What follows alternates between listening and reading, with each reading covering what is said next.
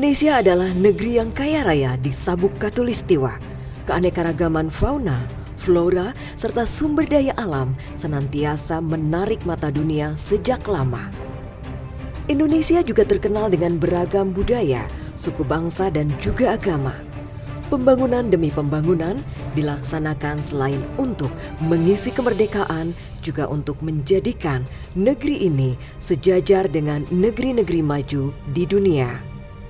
Kesemua itu membutuhkan satu prasyarat utama, yaitu keamanan dalam negeri yang stabil dan pertahanan negara yang kuat. Kepolisian Negara Republik Indonesia atau Polri diamanatkan oleh Undang-Undang Nomor 2 Tahun 2002 untuk menjadi garda terdepan dalam memelihara keamanan dalam negeri, memberikan perlindungan, pengayoman, dan pelayanan kepada masyarakat, serta menegakkan hukum. Seiring berkembangnya peradaban dan zaman, Polri terus mereformasi dan memperbaiki diri untuk memberikan yang terbaik bagi negara dan masyarakat. Polri melaksanakan perannya dengan strategi deteksi, preemptif, preventif, dan penegakan hukum serta pengelolaan media. Dalam menjalankan strategi preemptif, Polri mengedepankan fungsi teknis kepolisian, pembinaan masyarakat atau Binmas. Secara sederhana, strategi preemptif kepolisian adalah upaya-upaya yang dilakukan oleh Polri untuk meniadakan niat jahat setiap orang. Memasuki mindset setiap warga negara agar senantiasa berbuat baik dan patuh aturan sebelum dimasuki oleh niat dan ajakan yang bertentangan. Binmas Polri memiliki tugas membina masyarakat untuk memiliki kesadaran hukum sehingga tumbuh kepatuhan masyarakat terhadap segala peraturan dan perundang-undangan. Kemudian menjadikan masyarakat yang patuh dan taat hukum sebagai mitra dengan senantiasa meningkatkan partisipasinya dalam upaya-upaya memelihara keamanan dan ketertiban masyarakat atau Harkamtibmas. Secara kelembagaan pada tingkat Mabes Polri terdapat Korps Pembinaan Masyarakat atau Korbinmas yang dipimpin oleh seorang Kakorbinmas berpangkat Inspektur Jenderal Polisi.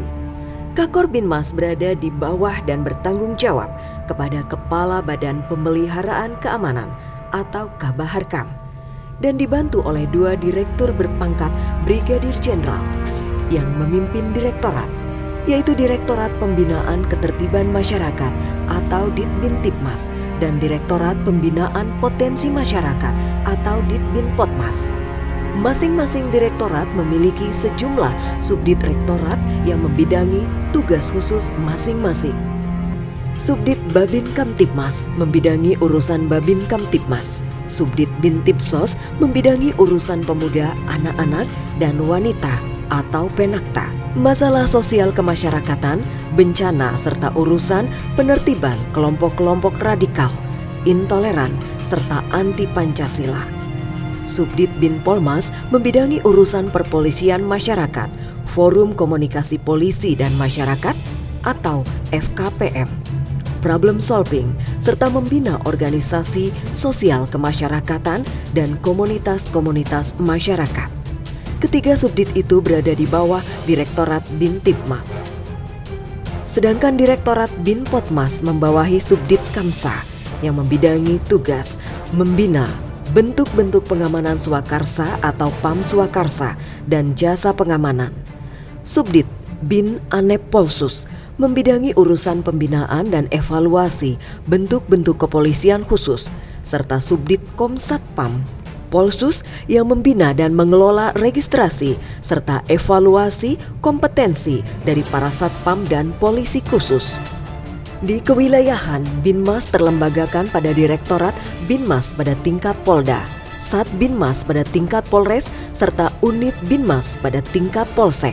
Pada tingkat Polda, Direktorat Binmas yang dipimpin oleh Dirbinmas berpangkat Kombespol, dibantu oleh seorang Wadir Binmas berpangkat AKBP, Kabag Bin Opsnal berpangkat AKBP, serta keempat Kasubdit masing-masing berpangkat AKBP. Dirbinmas dibantu juga oleh seorang Kasubag Renmin berpangkat Kompol. Bagbin Opsnal bertugas melaksanakan pembinaan dan menjadi koordinator kegiatan-kegiatan operasional dari para subdit. Bagbin Opsnal juga bertugas membina dan melaksanakan kegiatan operasi kepolisian yang dilakukan Binmas, yaitu Operasi Bina Waspada dengan sasaran radikalisme, terorisme, dan gangguan lainnya yang membahayakan keamanan negara. Operasi Bina Kusuma dengan sasaran melindungi para remaja, pemuda, dan semua yang dianggap sebagai aset dan generasi penerus bangsa dari berbagai ancaman perilaku dan pengaruh yang bertentangan dengan hukum. Serta Operasi Bina Karuna dengan sasaran masyarakat yang terkena dampak bencana alam, musibah, wabah, serta gangguan lainnya yang berasal dari alam agar kembali pulih secara psikis dan fisik. Subdit-subdit Opsnal yang ada di Direktorat Binmas Polda merupakan kepanjangan tangan dari subdit-subdit pada tingkat Mabes yang telah dijelaskan sebelumnya. Begitupun pada tingkat Polres, Sat Binmas yang dipimpin oleh seorang yang berpangkat Ibtu, AKP, Kompol, hingga AKBP sebagai seorang Kasat Binmas adalah kepanjangan tangan dari Direktorat Binmas pada tingkat Polda dan secara tidak langsung dari Kakor Binmas di tingkat Mabes Polri. Kasat Binmas Polres dibantu oleh beberapa kanit yang memimpin unit-unit yang sejalur dengan subdit-subdit pada tingkat Polda dan Mabes Polri. Sat Binmas Polres membawahi unit Bin Tipmas, unit Bin Polmas, serta unit Bin Kamsa. Di tingkat Polsek, Binmas diemban secara struktural oleh seorang Kanit Binmas Polsek.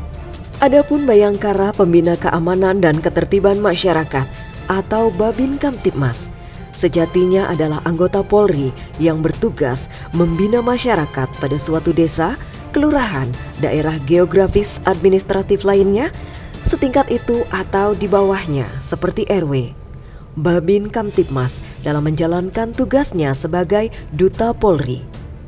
Pengemban fungsi Binmas dan kepanjangan tangan dari Kapolri, Kapolda, Kapolres, dan Kapolsek di tingkat desa, kelurahan memiliki tugas-tugas harian sebagai berikut.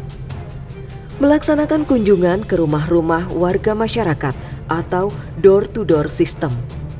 Melaksanakan deteksi dini, memberikan problem solving, mengawasi dan mengamankan setiap kegiatan masyarakat, membina siskamling, memberikan pertolongan kepolisian, memberikan pelayanan kepolisian terbatas, serta tugas-tugas lain dalam rangka Harkam Tipmas.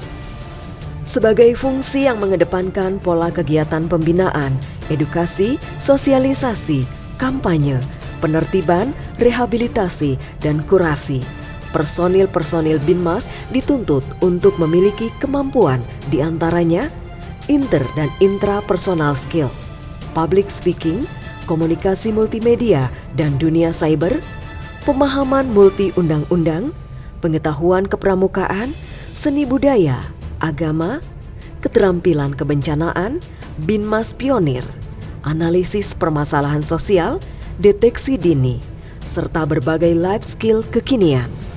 Untuk mendukung tugas di lapangan, Binmas didukung dengan perlengkapan berupa mobil penerangan, penyuluhan keliling, motor Babin Kamtipmas, serta alat-alat komunikasi serta megapon, gigapon, wireless, mic, speaker PH, dan sebagainya.